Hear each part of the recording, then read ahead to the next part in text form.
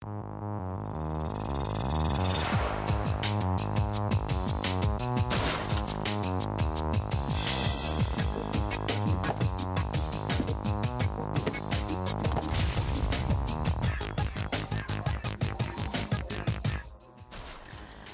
की कीमतों में लगातार चल रहे उतार चढ़ाव के चलते घर में पड़े सोने का आप क्या करें? क्या सोना अब निवेश के लिए सही विकल्प है? सोने पर कहां से लोन लें, बैंकों से या एनबीएफसी से? आज योर मनी में हम आपको बताएंगे सोने के लिए सही रणनीति। साथ ही आज बाजार में आई इस तेज गिरावट के चलते क्या आपके निवेश पोर्टफोलियो में है बदलाव की जरूरत? क्या इस समय इक्विटी में निवेश करने का है सही वक्त? योर मनी में आज हम करेंगे आपके पोर्टफोलियो में बदलाव।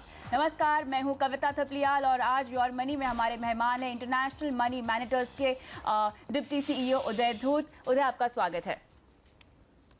आगे बढ़ने से पहले देख लेते हैं आज योर मनी में क्या है खास। बैंक या एनबीएफसी कहां से मिलेगा सस्ते में गोल्ड लोन? शेयर बाजार में भारी उथल पुथल। योर मनी में हम बताएंगे ऐसे समय क्या हो आपकी सही स्ट्रैटेजी और किन फंड्स में मिलेगा मोटा रिटर्न। साथ ही आपको बताएंगे बैंक या फिर कंपनी एफडी छोटी अवधि के लिए कहां करे निवेश। तो इन तमाम मुद्दों पर हम बात करेंगे, लेकिन शुरुआत करते हैं यहां पर गोल्ड लोन से। अब बैंक के साथ साथ एनबीएफसी से गोल्ड लोन लेना जो है आपके लिए यहां पर काफी आसान हो गया है। रिजर्व बैंक ने इस सेक्टर में जो है कंपटीशन बढ़ाने के लिए एनबीएफसीज और बैंक के जरिए दिए जा रहे गोल्ड लोन का एलटीवी रेशियो यानी लोन टू वैल्यू रेशियो 75% कर दिया है। गोल्ड लोन लेने के लिए एलटीवी रेशियो को काफी इंपॉर्टेंट क्राइटेरिया माना जाता है, यानी अब बैंक से लोन ले या फिर किसी भी एनबीएफसी से, दोनों जगहों से आपको आपके सोने के गहनों के मार्केट वैल्यू का 75% रकम का लोन मिलेगा। लेकिन ऐसी लेवल प्लेइंग फील्ड तैयार होने के बाद भी आप सोच रहे होंगे कि कहां से गोल्ड लोन लेना बेहतर होगा। तो एलटीवी रेशियो के अलावा आपको गोल्ड लोन लेने से पहले किन बातों का ध्यान रखना जरूरी है, बता रही है मेरी सहयोगी राशि महेश्वरी। कविता, इस समय बाजार में कई तरह के गोल्ड लोन मौजूद हैं। गोल्ड लोन को आसान भाषा में समझे तो यहाँ आपके सोने के गहने को गिरवी रखकर पैसे उधार पर लिए जा सकते हैं और यहाँ ओवरड्राफ्ट फैसिलिटी भी दी जाती है। लेकिन अगर आपको तुरंत पैसे की जरूरत है तो गोल्ड लोन के जरिए पैसे उधार लेना भी एक बढ़िया ऑप्शन माना जाता है। जैसे आपने बताया कि अब गोल्ड लोन लेने के लिए बैंक और एनबीएफसी एट पार हो गए हैं, यानी दोनों का लोन टू वैल्यू रेशियो अब 75% ही रखा गया है। लेकिन इसके अलावा बैंक या फिर एनबीएफसी से लोन लेने से पहले कई बातों का ध्यान रखना जरूरी है। सबसे पहले आपको देखना होगा कि किन ब्याज दरों पर बैंक आपको गोल्ड लोन दे रहे हैं और किन ब्याज दरों पर एनबीएफसी आपको गोल्ड लोन दे रही है। इन दोनों की ब्याज दरों के बीच आप कंपैरिजन करें। सिर्फ ब्याज दर ही नहीं बल्कि इससे जुड़े चार्जेस और डिसबर्सल टाइम का भी ध्यान रखें। आमतौर पर गोल्ड लोन लेने की प्रक्रिया 1 से 2 घंटे में पूरी हो जाती है और ज्यादातर बैंक्स 12 से 16% इंटरेस्ट पर गोल्ड लोन देते हैं। वहीं एनबीएफसी की बात करें तो यहाँ पर 14 से 26% पर गोल्ड लोन दिया जा रहा है। गोल्ड लोन लेने से पहले प्रोसेसिंग फीस भी चेक करें, जो आमतौर पर 0.025% से लेकर 1.5% तक होती है और लेट पेमेंट पे पेनल्टी चार्जेस लोन की रकम की 2% के करीब हो। चलिए, तो यहाँ पे राशि ने हमको समझाया कि गोल्ड लोन आप कहाँ कहाँ से ले सकते हैं, लेकिन क्या आपको गोल्ड पर आपको लोन लेना चाहिए या नहीं, जानते हैं उदय से। उदय, भारतीयों को सोना बहुत ज्यादा पसंद है, शादी ब्याह के लिए सोना बहुत खरीदा जाता है, लेकिन क्या जरूरत पड़ने पर गोल्ड पर लोन लेना क्या सही विकल्प है? जिस तरह से हम देख रहे हैं गोल्ड के रेट में जिस तरह की गिरावट आती जा रही है और जितने भी एक्सपर्ट से हम बात कर रहे हैं, जितनी भी रिसर्च रिपोर्ट्स यहाँ पर निकल के आ रही हैं, गोल्ड की वैल्यू में आगे चल कर हम गिरावट ही देखेंगे। लेकिन जहां तक लोन लेने की बात है, क्या आपको गोल्ड के अगेंस्ट लोन लेना चाहिए?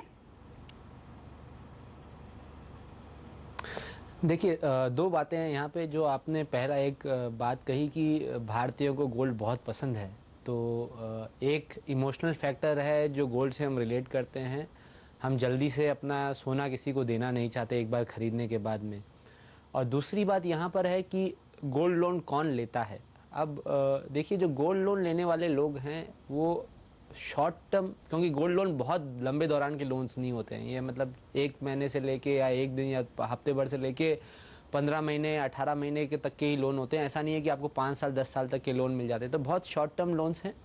ये लोन्स लेने के लोग वही हैं जिनके पास में अर्जेंट कैश की नीड आ गई है और वो उस लोन के पास जा रहे हैं, और जिनके पास में और कोई तरीका पैसा उठाने का नहीं है, जैसे कि वो कोई तरह का पर्सनल लोन नहीं ले पा रहे हैं, होम लोन नहीं ले पा रहे हैं, कोई तरह का बिजनेस ओवरड्राफ्ट नहीं कर पा रहे हैं। तो ये मेरे ख्याल से उस तरह के लोग हैं जो थोड़ा मैं नहीं कहूँगा इकोनॉमिकली वीक हैं, बट ऑब्वियसली उनके पास में और कोई एसेट नहीं है जो कि वो दे सकते हैं और उसी खातिर वो गोल्ड लोन लेते हैं। तो मेरी सलाह, अभी अगर हम देखें गोल्ड का क्या प्राइस मूवमेंट्स है नहीं है, अगर आप इमोशनली इस चीज़ को ओवरकम कर जाएं, मैं लोगों को यही सजेस्ट करूंगा कि आप अपना गोल्ड बेच दें और पैसा उठा लें। इससे अच्छा कि आप उसमें इंटरेस्ट दें। लास्ट ईयर गोल्ड प्राइजेस कुछ भारत में 6-7% गिरे। एक्चुअली भारत में इतना नहीं गिरा, बाहर बाजार में आप देखोगे तो गोल्ड ज़्यादा गिरा, बट हमारी करेंसी गिरने के कारण थोड़ा उसमें बचाव हो गया। बट मैं यही सजेस्ट करूंगा कि अभी जो हम हालात देख रहे हैं उसके हिसाब से, और जो लोग लोन लेना चाहते हैं, नॉर्मली ये लोन थोड़ी डिफ़िकल्टी में है, थोड़ी कैश के नीड में है, तो अपने आप को और लेवरेज ना करें, अपने आप को और एक लोन में ना डालें। इससे अच्छा रहेगा कि आप उस चीज़ का भुगतान गोल्ड बेच के वो जो भी चीज़ आपको करनी है उससे वो कर लें। नॉर्मली कोई भी अगर कोई तरह का लोन लेता है, इमरजेंसी की तो हम बात नहीं कर सकते, बट बाकी अगर आप लोन ले रहे हैं कोई तरह के इन्वेस्टमेंट के लिए, कोई तरह की बढ़ोतरी के लिए, तब बात अलग है। बट अगर आप लोन सिर्फ खर्चों के लिए ले रहे हैं तो मेरी सलाह यही रहेगी कि आप सोना बेच के ट्राई करें कैश को इकट्ठा करना और लोन ना ही ले। जी, तो यानी साफ तौर से आप यहाँ पर गोल्ड लोन ना लेने की सलाह दे रहे हैं। लेकिन अगर हम गोल्ड को आपके पोर्टफोलियो में एज एन इन्वेस्टमेंट ऑप्शन देखना चाहें इस वक्त करंट सिनेरियो में, जहाँ पे हम देख रहे हैं कि गोल्ड पर से हमें बेहतर रिटर्न्स अब नहीं आते हुए दिखाई दे रहे, और आगे चल के भी ऐसा अनुमान है, ऐसी आशंका जताई जा रही है कि गोल्ड की कीमतों में गिरावट ही देखी जाएगी। हम कहते हैं कि 5 से 15% आपके पोर्टफोलियो में गोल्ड का होना बेहद जरूरी है, लेकिन क्या करंट पोर्टफोलियो में गोल्ड का होना चाहिए इस सिनेरियो को देखते हुए? देखिए, अब गोल्ड को जब हम इन्वेस्टमेंट के रूप में देखें और इसे रिमूव कर दें कि ये हमारा पर्सनल एसेट नहीं है, तो इसमें एज सच कोई इमोशनल अटैचमेंट की बात नहीं है।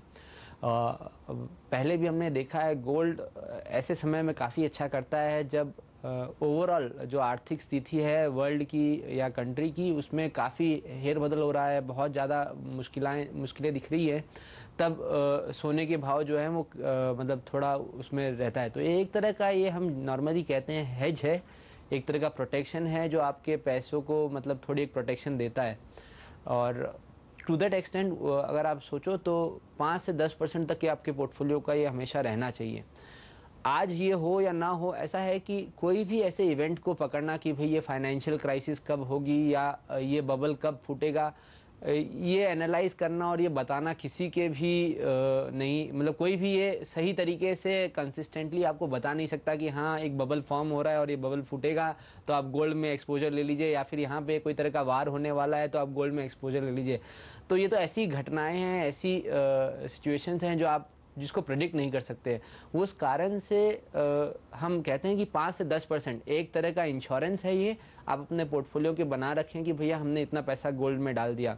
जैसा कि आपने पहले कहा कि आरबीआई ने लोन टू जो एलटीवी रेशियो है वो बढ़ा दिया है, तो वो बढ़ाने का आरबीआई का कारण भी है कि लास्ट ईयर तक आरबीआई देख रही थी कि एनबीएफसी जो लोन दे रही हैं वो बहुत ज़्यादा फटाफट वो लोन बढ़ रहे हैं और लोन के गोल्ड के प्राइजेस भी बढ़ते जा रहे थे। तो उन्हें लगा कि हो सकता है ऐसा कोई सिस्टमेटिक रिस्क नहीं हो जाए, क्योंकि कुछ कंपनीज हैं जो सिर्फ गोल्ड लोन्स देती हैं, तो उससे बचने के लिए उन्होंने एक बार वो एलटीवी घटा दिया था, फिर से उन्होंने वो एलटीवी बढ़ा दिया है। तो आरबीआई भी ट्राई कर रही है कि हमारे गोल्ड का कंजम्पशन इतना नहीं रहे। पहले हम कहते थे कि गोल्ड एक अच्छा हेज है इन्फ्लेशन के अगेंस्ट में भी, उसको थोड़ा टैकल करने के लिए आरबीआई ने इन्फ्लेशन इंडेक्स बॉन्ड्स मार्केट में लॉन्च किए हैं, तो वो भी एक अच्छा विकल्प निकल के आया है अगर आप इन्फ्लेशन के अगेंस्ट में प्रोटेक्शन खोज रहे हैं अपने पोर्टफोलियो के लिए। तो मेरे ख्याल से गोल्ड में रखें 5 से 10%, उससे ज़्यादा गोल्ड में ना रखें। बट उसे प्रेडिक्ट करना कि ये आज होना चाहिए नहीं होना चाहिए बहुत ही डिफिकल्ट है, क्योंकि नॉर्मली एक क्राइसिस के टाइम पे ये गोल्ड अच्छा करता है। तो वो यही बात हो गई कि मुझे इंश्योरेंस आज लेनी चाहिए नहीं लेनी चाहिए, कुछ कह नहीं सकते हैं, इसीलिए थोड़ा तो हमेशा गोल्ड में रहना ही चाहिए। जी उदय, क्विकली गोल्ड ईटीएफ या गोल्ड फंड किस में निवेश करना चाहिए? देखिए, गोल्ड ETF उनके लिए है जिनके पास में डीमैट और ट्रेडिंग अकाउंट हो। गोल्ड ETF में आपका खर्चा कम पड़ेगा। गोल्ड म्यूचुअल फंड जो हैं वो गोल्ड ETFs में इन्वेस्ट करते हैं, तो बेसिकली आप मतलब गोल्ड तक जाने के लिए आप दो ऑप्शंस, पहले मतलब उससे गोल्ड फंड आता है, फिर गोल्ड फंड ETF में जाता है, तो आपको एक एक्स्ट्रा लेयर ऑफ जो खर्चा है, कॉस्ट ऐड हो जाता है। तो अगर आप डीमैट अकाउंट और ट्रेडिंग अकाउंट यूजुअली यूज करते हैं तो गोल्ड ETFs में जाइए, नहीं करते हैं तो गोल्ड MFs में चले जाइए।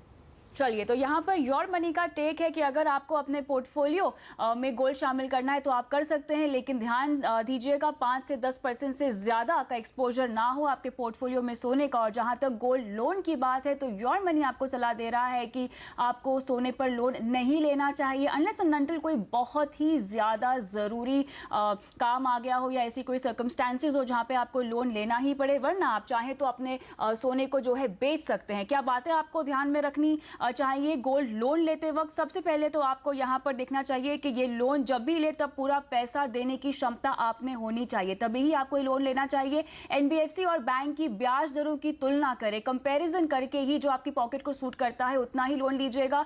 लोन से जुड़े चार्जेस जरूर चेक कर ले, कई तरह के प्रोसेसिंग चार्जेस होती है जिन पर आपको ध्यान देना जरूरी है। ब्याज दरें जो है 12 से 26% तक यहां पर जा सकती हैं।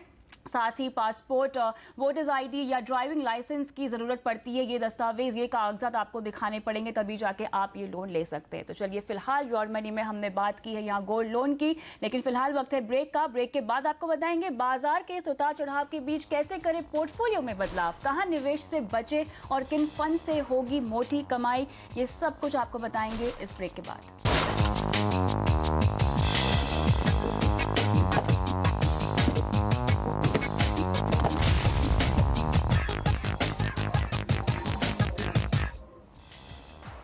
योर मनी में आपका एक बार फिर से स्वागत है। हमारे साथ बने हुए इंटरनेशनल मनी मैटर्स के उदय धूत।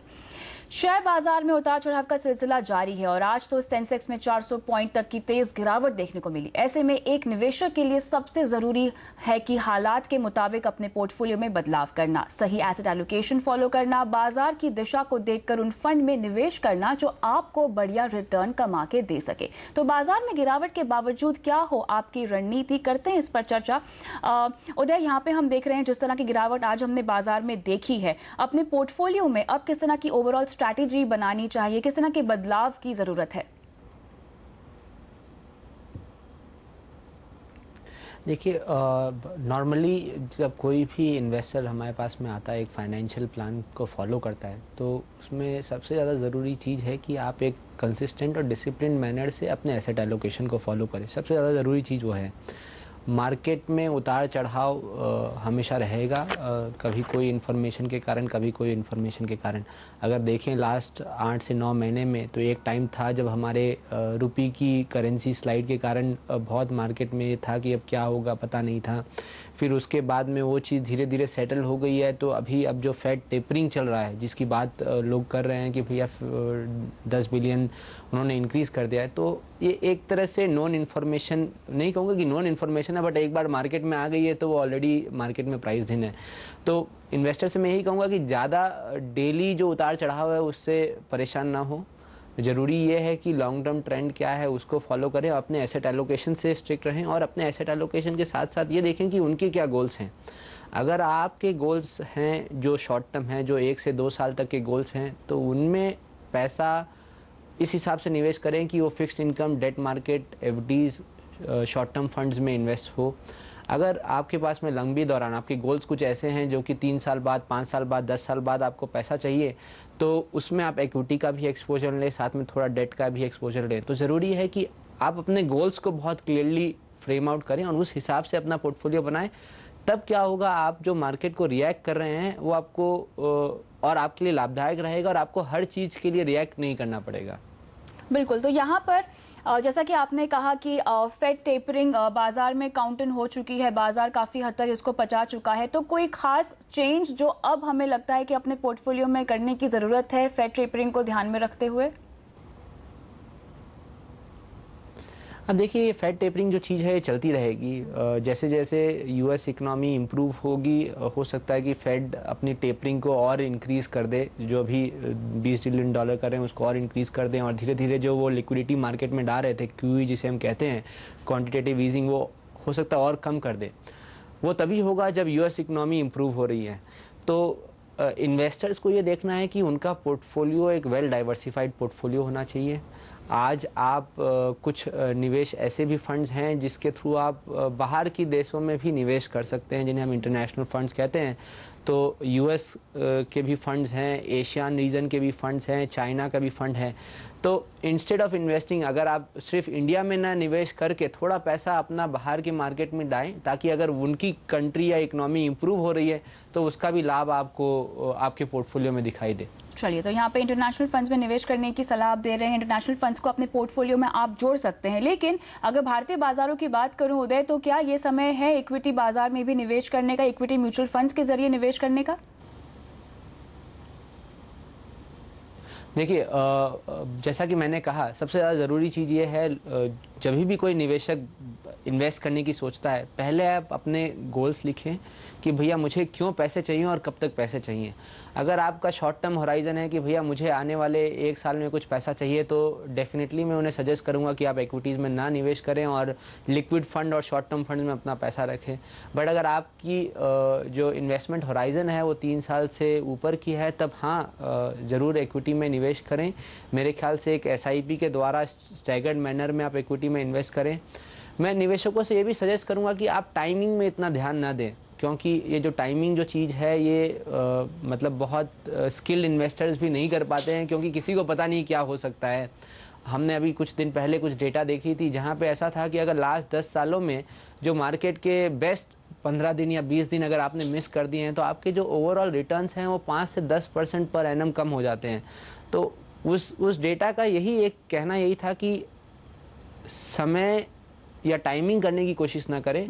अगर आप इक्विटीज में जा रहे हैं तो लंबे दौरान से जाएं, SIP या STP के द्वारा जाएं। अगर आपके पास में लमसम पैसा है तो उसे लिक्विड फंड में डाल दें, वहां से एक रेगुलर ट्रांसफर इक्विटी फंड में हो सकता है। अगर आप मंथली सेव कर रहे हैं तो आप SIP करें और धीरे धीरे इक्विटी करके अपना पोर्टफोलियो बनाएं। जी उदय, ऐसा ही होता है कि जब बाजार में उतार चढ़ाव होता है तो आपके एक और फंड्स के बारे में जी, यहाँ पर जैसे कि हम जानते हैं कि बाजार का जो उतार चढ़ाव है आपके फंड की परफॉर्मेंस को भी इफेक्ट करता है। तो ऐसे में लोगों को घबराने की जरूरत नहीं है। अगर आपका फंड परफॉर्म ना भी कर रहा हो, लेकिन अगर आप लंबी अवधि के लिए उस फंड में बने हुए हैं, तो बाजार के उतार चढ़ाव को आपको नजरअंदाज करना पड़ेगा।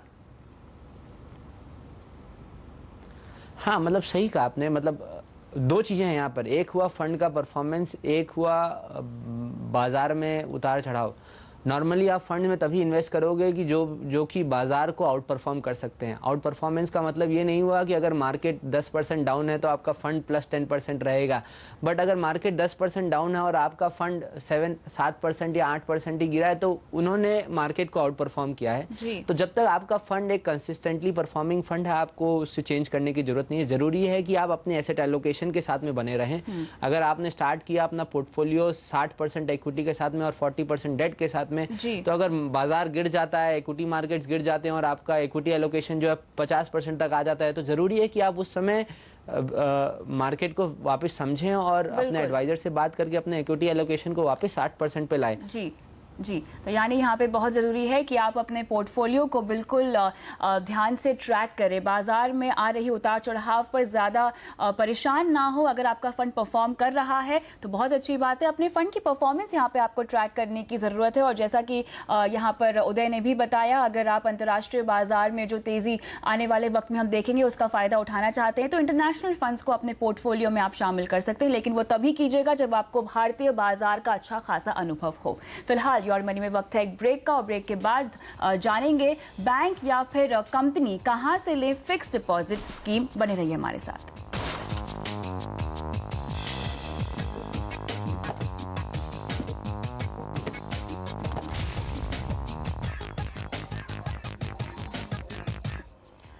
योर मनी में आपका एक बार फिर से स्वागत है। आज हमारे साथ बने हुए इंटरनेशनल मनी मैटर्स के उदय धूत। उदय, हमें एक सवाल भेजा है समीर जैना ने, जानना चाहते हैं कि कॉर्पोरेट एफडी या बैंक एफडी दोनों में से बेहतर क्या है?